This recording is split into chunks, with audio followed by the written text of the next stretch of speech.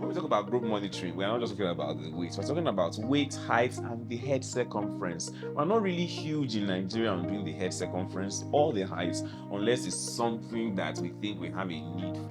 But the reason why growth monitoring is very important is that it helps you to see early if a child is falling off his trajectory.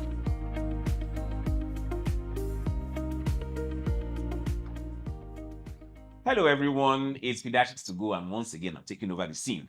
So, yes, well, of course, I'm not alone. I've got Dr. Zena Mudashiru here, and the owner of the show, Dr. Sanusi. So, I'm owning the show right now. co-host. Right. So, I'm talking about growth monitoring today, and of course, we all know how important growth monitoring is. It's literally the only way by which we know if a child is growing. As a matter of fact, it is the first child survival strategy. If you look at the list of child survival strategies, which are ways in which you can help children actually do better in general. So, I think I want to touch on weight. Weight seems to be the parameter that mothers are simply obsessed with, and a mother who does not have a chubby baby in Nigeria seems to be dissatisfied with her efforts. So I think right off the bat, Dr. Sanusi, please tell us. So for mothers who want their babies to be fat, what should happen? Breastfeeding. Yes. Yes. Breastfeeding, Yes. number one. Yes. If you breastfeed your child, that child is going to be big and fat with beautiful skin. Yes. That's the first thing. So very, very important. So exclusive breastfeeding is really important. Yeah. When we talk about growth monitoring, we're not just talking about the weight. We're talking about weight, height, and the head circumference. We're not really huge in Nigeria on doing the head circumference or the height unless it's something that we think we have a need for. But the reason why growth monitoring is very important is that it helps you to see early if a child is falling off his trajectory. Because if you look at the growth charts, there's something we call the centile lines. And centile lines tell us where the child falls in relationship to the rest of his age mates or the rest of the population. And so if you were to be plotting and you realize that, well, this seems to be increasing really nicely, and then suddenly for the next 2 months, you find out that the level has actually begun to plateau or even begun to fall, that's an indication that the child is actually not doing well, and we need to find out why that might be, whether it's poor nutritional intake or a condition that is making the child lose weight despite adequate food intake. Height is also very important because height gives us an idea of how chronic, loss of growth potential. And height is really important because we've known that a person who has a low height for his or her age actually has a less opportunity of getting sound crazy as it sounds, getting better jobs. Because stunting, which is what we call that, says that there is a chronic malnutrition that might actually lead to reduced cognitive and learning capacity, which can also lead to, poor job capacity or earning potential in the future. So growth monitoring is really important. So don't take it for granted. Dr. Zena, I know that the red book Yeah, in the UK, yeah. exists, Yes, and they yes. take it really seriously. Very seriously. We don't have something, we Yeah. have something that is close to that, but maybe not as seriously as, We should do our own, red the green book. Hey, why not? The green Why book. not?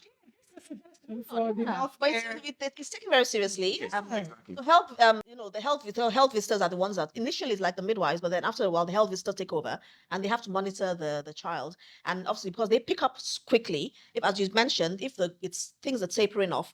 Now you have some kids that are just little, and but they follow that centile. They follow the centile, and that's just them. And very important, a child that's quite short or little, look at the parents. The mother might be little as well, and sometimes actually plotting in their growth charts. I mean, in clinic in those days when I did clinics there in the UK, we used to actually plot the parent, like it's called mid-parental height. We Yes. actually plot to see where the child should be. So that guides us as well. Now, talking about growth and all that, obviously, post 3 children, I've filled out quite a bit. But when I was little, I was tiny. My parents actually took me to Germany to see an endocrinologist. They were so concerned. And he took all my data, investigate. And they said, she's fine. There's nothing wrong with her. This is just her. My dad, may his soul rest in peace. He wasn't a tall man, so I think I took after him. But sometimes there's nothing wrong, but sometimes there's something wrong, as you say. So really, the important thing, I think the answer to that, where you know that there's something wrong, is the growth chart. Growth chart. Very important, But I think we should talk about a green growth chart. You're right. Yes. A green, Green book. green book. Sorry, a green book. Sorry. A green book. That Yeah. would pick up things early. Early, You know. yes. And there's talking about endocrinology, talking about endocrinology, it's very important because some children have growth hormone deficiency. Mhm. And if they are not being monitored, they will Yeah. know. Some children have precocious puberty Yeah. with Yeah. premature fusion of the bone. Yes. Yes. So they don't end up getting to adult height Exactly. just because it wasn't picked up. On time. Yeah. So if your child is having an annual physical, which we recommend for every child, and they're plotting, and then the child is going into puberty at 9 or 8, and you're a guy and you're already in puberty at 8, and then that means your bones are going to fuse early. Mhm. You're not going to get to the adult height. Meanwhile, just putting in some Lupron or some growth hormone release, gonadotropin hormone. Yes. Anyway, Yeah, just, growth just, hormone, ju- just The get treatments.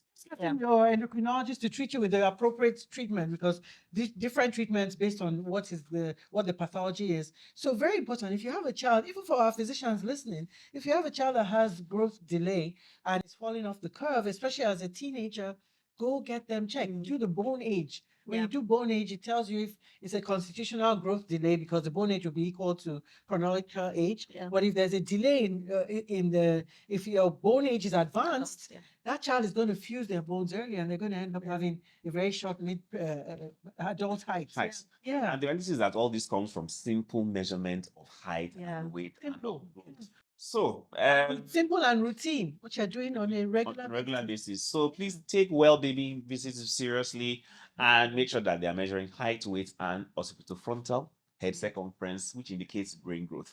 I know that this has been a little bit long, but I know you enjoyed it because I did. Yes. So- But we have a challenge. Yes. The green book.